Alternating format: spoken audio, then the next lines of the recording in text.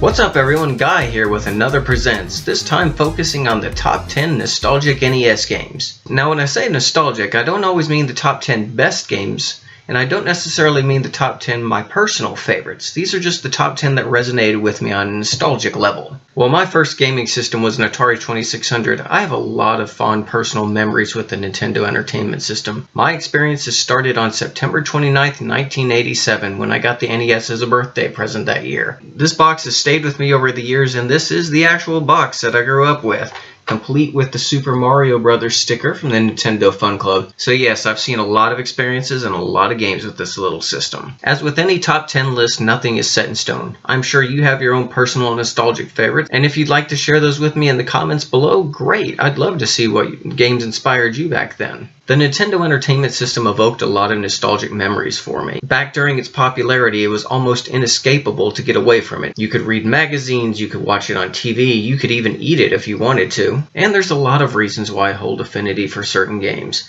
Some of them were hanging out with friends, others were rentals over the weekend, some weren't even that necessarily great, but I still played them anyway. And this list isn't necessarily my top 10 favorite games or what I think are the top 10 best games. These are the games that stuck with me on some level, and whenever I think back on the Nintendo Entertainment System, these are the games that always stick with me. The list itself is not in any order. It's not chronologically, it's not by favorites. I just put 10 out there. Don't try to read too much into this, just look at them as 10 nostalgic games of mine. Number 1, The Legend of Zelda. When I initially got my Nintendo Entertainment System, I spent a lot of time playing Super Mario Bros. And cursing at ghosts and goblins. The Legend of Zelda caught my attention through an issue of the Nintendo Fun Club. At the time, that huge, sprawling world really caught my eye. I loved the haunting music when you first turned on the game, and I loved exploring that world and feeling like I could do everything instead of just simply progressing through levels. Everything about Zelda 1 felt great, and while I've been a huge avid fan of the series over the years, nothing ever quite came close to that experience until The Legend of Zelda Breath of the Wild. It reintroduced that sprawling, go anywhere, do anything element that attracted me to the first game, and made me love the series on a new level all over again. Number 2, Zelda 2, The Adventure of Link. I loved Zelda 1 so much, of course I had to get Zelda 2 at the time. The thing was, the game was incredibly hard to find back then, all due to Nintendo's chip shortage, as they called it. While that may or may not have been true, it was an incredibly hard game to get, and it was one of the big games that I wanted for Christmas. Surprisingly and amazingly, my parents did find it, and while it was meant to be a Christmas gift for me, they knew I was going crazy to play this next installment, and decided to gift it to me early whenever they found it. Number 3, Super Mario Bros. 2. Another one of the great 2 games from the Nintendo Entertainment System. This was equally in line with The Legend of Zelda for me. This one, however, came with a condition. I hadn't beaten the original Super Mario Bros. At the time, and my dad told me that in order for me to get another game based on the series, I'd have to go out and complete the first game. While I had struggled with it for months prior, I went out and beat it that exact day just to get this game. True to his word, my dad honored the deal. However, like Zelda 2, Super Mario Bros. 2 was incredibly hard to find for the 1988 Christmas season. He went all over the place, and as I remember from later stories, he was able to find a copy of the game at our local movie land. Take that, College Park Mall! Number 4, Castlevania II, Simon's Quest. I'm sure you're sensing a trend here. While I didn't have to honor the I have to beat this first deal with this game, my copy of Castlevania kept freezing at the Grim Reaper on level 5. The vampire hunting adventure at Castlevania 2 was another high priority game of my Christmas list of 1988. Again, I loved the open world exploration and the fantastic music of Castlevania 2, but looking back on the game is nearly incomprehensible to play without a strategy guide or Nintendo Power. Between the broken English and the nonsensical clues, this was a hard game to play. Even revisiting the game on my NES Classic, I still find a lot of the clues just incomprehensible. I don't know how those testers thought a lot of this game made sense, but quality control was a lot lower back then, so another great personal nostalgic game, but definitely needed some tweaking. Number 5, Teenage Mutant Ninja Turtles. Finally, another game that doesn't end with a number 2. Although to get that experience I really wanted, I had to wait till that number 2 for the arcade version.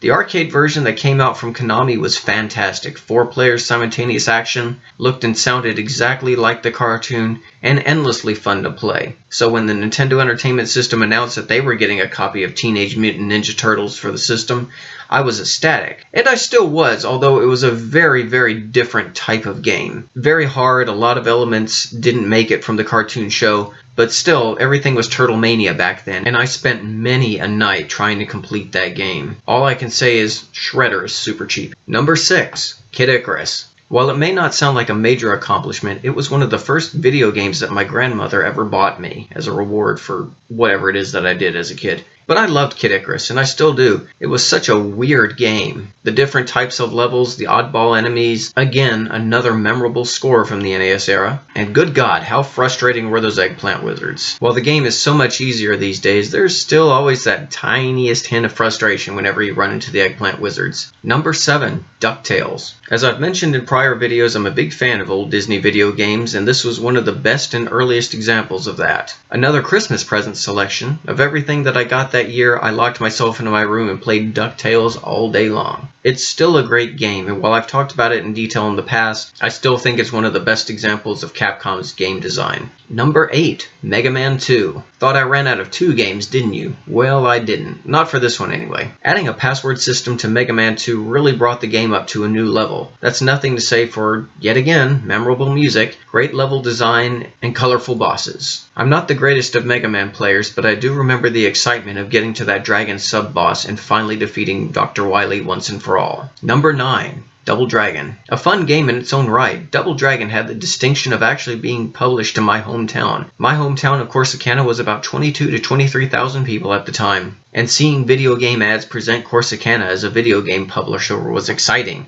I felt like we were finally known to the whole world. And it is a fun game despite its lack of 2-player. Double Dragon would also hold other personal nostalgia for me as I got older and eventually worked for that company, when it became Williams, then Midway. They were definitely great years, but I always have a little bit of childhood fondness whenever I see the old Tradewest logo. Number 10, Super Mario Bros. 3.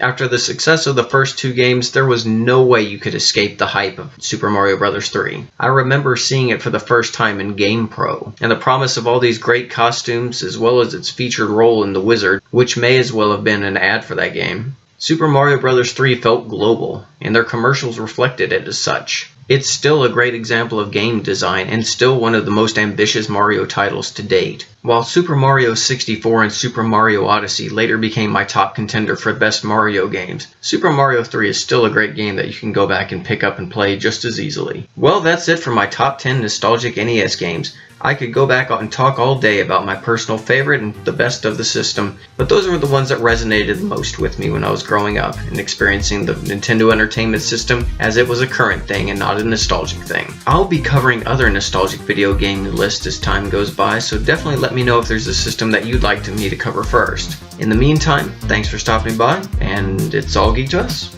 Take care.